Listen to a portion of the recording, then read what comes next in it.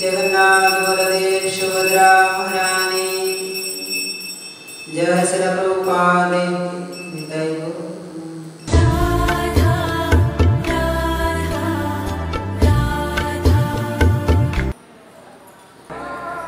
तेरे चरणों से लिपट जाते हैं, चल तेरे इश्क में पड़ जाते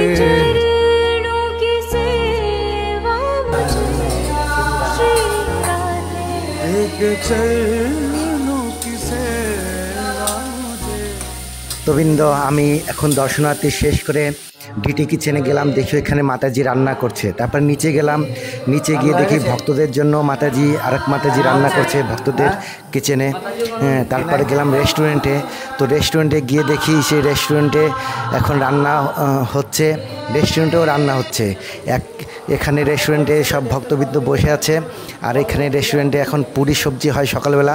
তো সকালবেলা এখন তো এখানে সবজি বানিয়েছে, মটরের সবজি বানিয়েছে। আর এখানে কিচেনে গেলাম, এখান থেকে রান্না হচ্ছে, সব সবজি আমান্য হচ্ছে। তো এখন বাজেছে 8টা বাজে, 8টার সময় এখন রান্না হয়েছে। আমাদের তো বাল্যভোগ লেগেছে। আজকে আমাদের বাল্যভোগে কী লেগেছিল? নিম পাতা রেসিপি লেগেছিল। কারণ কালকে আগামীকাল আমরা যে উপবাস ছিলাম, চিরাদুদি মহোৎসব করেছিলাম, সেই জন্য তোমাদের সকলে ভক্তবৃন্দ। আগের দিন আমরা আমাদের যে চিরাদুদি মহোৎসব ছিল, চিরাদুদি মহোৎসবে আমরা যে চিরা, দই, দুধ, খই, নারকেল, তারপরে চিনি, তারপরে গুড়, তারপরে নানান ধরনের কিছু দিয়ে কলা, কাঁঠাল, আম দিয়ে সব দিয়ে মাখিয়ে যে খাওয়া হয়েছিল। তো খাওয়ার পরে এক এক ভক্ত এত খেয়েছে, তো পেটে খারাপ হয়ে গেছে, পেট খারাপ হয়ে গেছে, বেশি খাওয়া হয়ে গেছে। তো অনেক দিন খাওয়ায় না, রোজ খাওয়ায় না, তো একদিন খেয়েছি, তো আমাদের পেটটা খারাপ হয়ে গেছে। তো আজকে আমাদের দেখো বাল্যভোগে আমাদের নিম পাতা বানিয়েছে, নিম পাতা, কারণ পেটটা ঠিক রাখার জন্য নিম পাতা। এখন আমরা নিম পাতা দিয়ে, আজকে আমি অন্য কোনো ডাল কিছু নিইনি, শুধু এই নিম পাতা দিয়েই খাবো।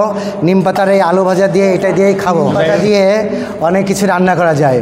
যেরকম আজকে আমাদের যে নিম পাতাটা রান্না করেছে, শুধু ভাজা করেছে, এর মধ্যে কিছু শুকনো লঙ্কা দিয়েছে, শুধু ভাজা করেছে। আর এই নিম পাতা আলু দিয়ে ভাজা করা যায়, ঠিক আছে, হবে। এই নিম পাতা আলু দিয়ে ভাজা করা যায়, বেগুন দিয়ে ভাজা করা যায়, বেগুন দিয়ে চচ্চড়ি করা যায়।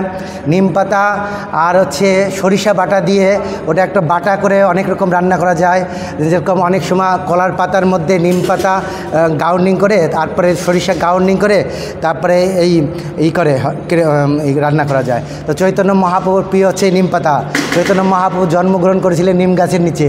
তো এই জন্য নিম পাতা আমাদের ভক্তদের জন্য খুবই ভালো। তো যাদের শরীরের প্রবলেম, অনেক সময় নিম পাতা খাবেন, দেখবেন দাঁতের রোগ সেরে যাবে, পেটের রোগ, লিভারের রোগ সারবে। অনেক নিম পাতা অনেক কাজ লাগে। তো আজকে আমাদের নিম পাতা রান্না হয়েছে, রেসিপি হয়েছে। জয় হোক আপনাদের, হরে কৃষ্ণ। ভক্তবৃন্দ, আগামীকাল স্নানযাত্রা মহোৎসব সকাল 11টা থেকে আমাদের মন্দিরে এই স্নানযাত্রা শুরু হবে।